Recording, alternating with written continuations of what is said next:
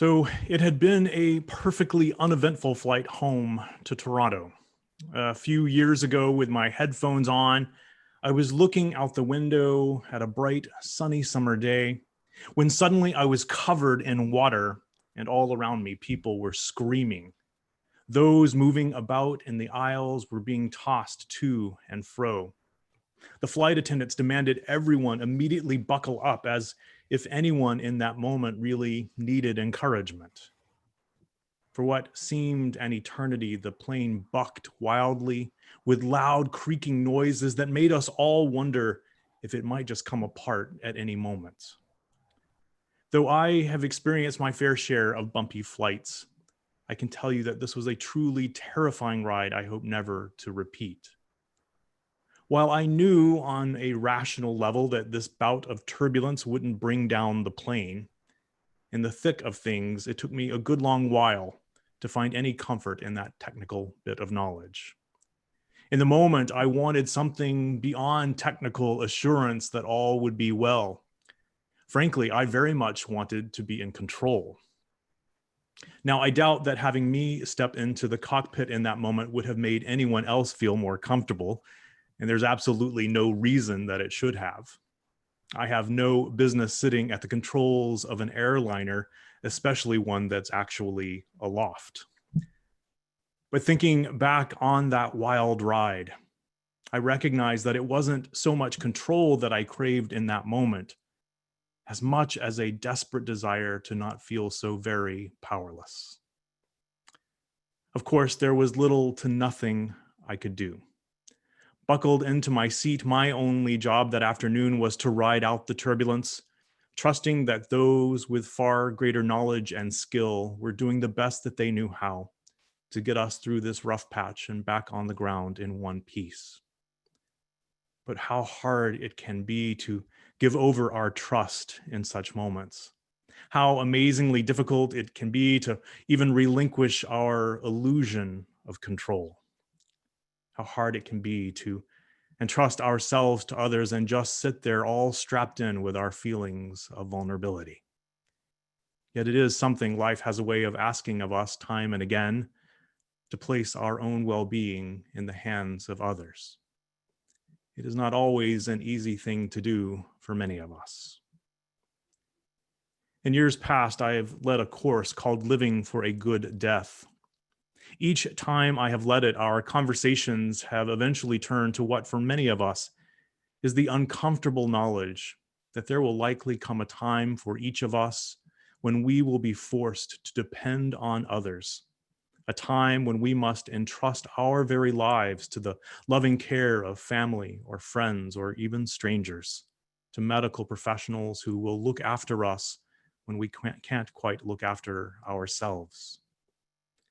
What I have learned from these many wonderful conversations through the years is that Unitarians, by and large, really detest this idea, and they are willing to consider doing just about anything to avoid it. We take great pride in asserting our independence, at being the captains of our own destiny, at exercising our freedom and calling the shots that affect our lives. There is much to be celebrated in maintaining such fierce resolve. In our determination can be seen something of the indefatigable force of life itself. But a constant need for control can also come at a steep cost to the soul. My colleague Barbara Merritt names this need as our fantasy of omnipotence.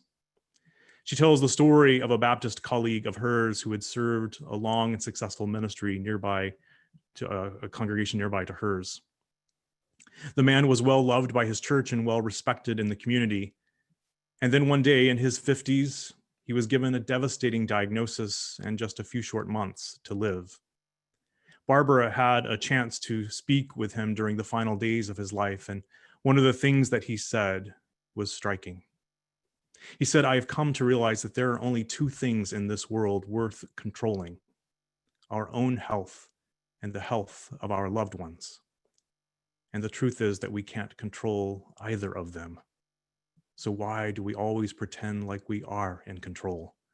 Why are we so proud?" he asked. "Why are we so proud?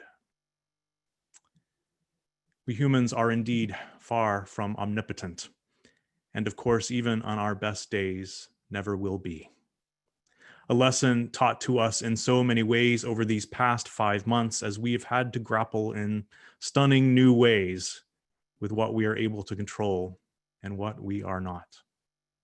While there is, to be sure, much that is within our power in this life, and often more than we dare to even recognize or act on, there is also so much that is simply not.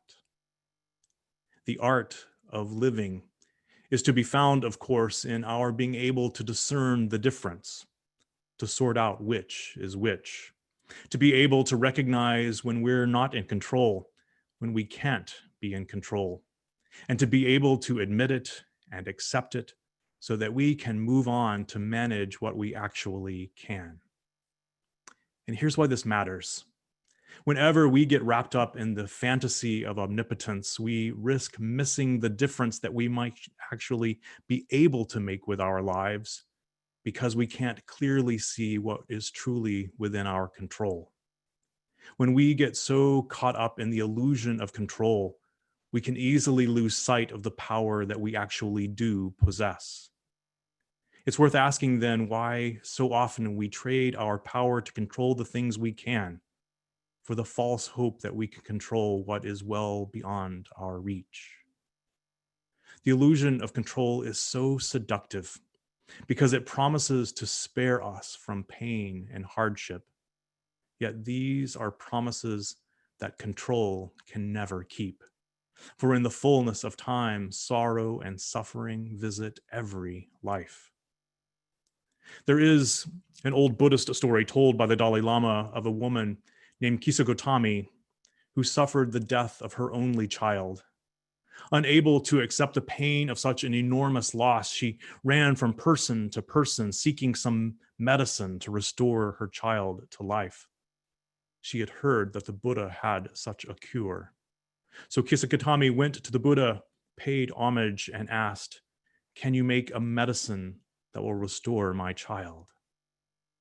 "I do know of something that can help," the Buddha replied. "But in order to make it, I must have a specific ingredient." Greatly relieved, the woman asked what he required, confident that she could find it. "Bring me a handful of mustard seeds," he said. The woman immediately promised to procure the seeds and was bounding out the door when he added, "But the mustard seeds must come from a home where no child, no spouse, no parent, no servant has died." The woman agreed and began going from house to house in a frantic search for the tiny seeds. At each home, the people agreed to provide her with the seed, but when she asked if anyone had died in that household, they all nodded their heads yes and apologized for not being able to help. In the end, unable to find a home free from the suffering of death, Kisagotami finally realized that she was not alone in her grief. She was at last able to let go of her child's lifeless body. She returned to the Buddha, who said to her with great compassion, "You thought that you alone had lost a son, but the law of death is that among all living creatures, there is no permanence." As the Buddha taught, the human condition is shot through with suffering. And while it can occasionally be avoided, whenever we try too hard to protect our lives by doing anything and everything we can to keep suffering at bay, the quality of our lives begin to diminish. Randy Becker, a fellow UU minister, has shared a story that moves me deeply. He says that in 1995, when my younger daughters were 18 and 14, their 20-year-old sister, my daughter, was killed by a drunk driver going the wrong way on a highway. In the aftermath of Erica's death, I longed for a way to retroactively have kept her safe and to proactively keep her sisters secure.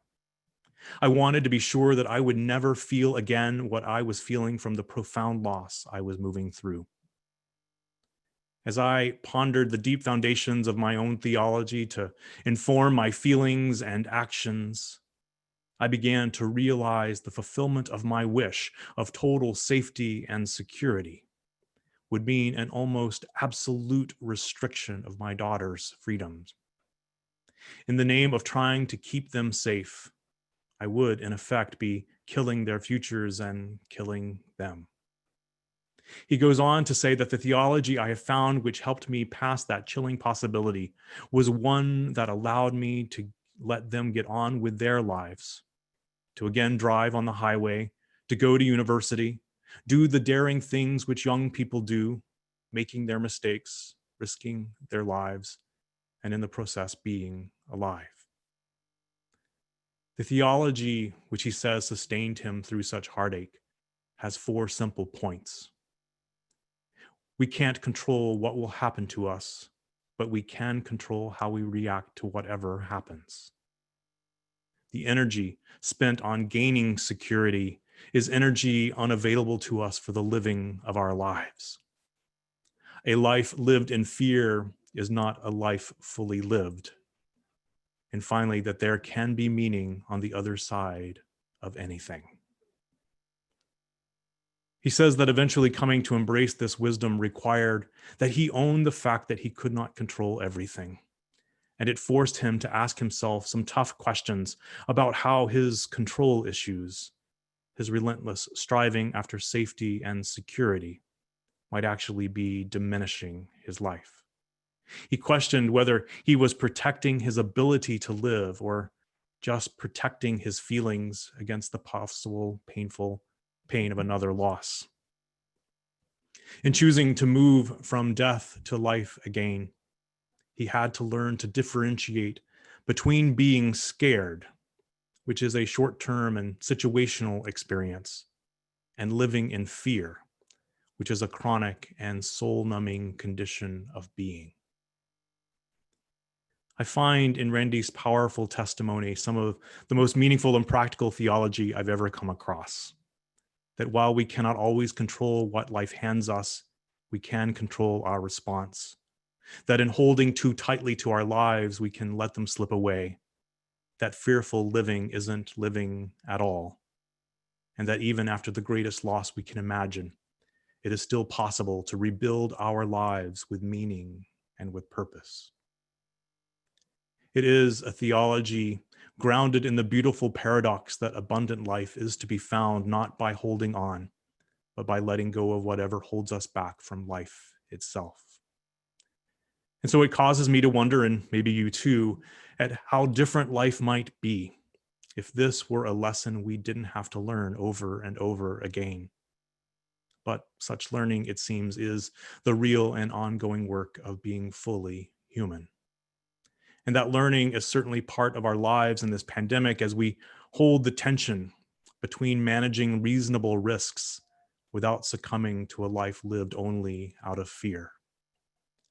While each of us has to run a different set of calculations given our personal circumstances about whether to ride the bus or to go into the office or whether to send the kids to school or whether to visit relatives. My hope is that we will make these decisions that we each need to make based on what is truly ours to manage, and then be able to let the rest go.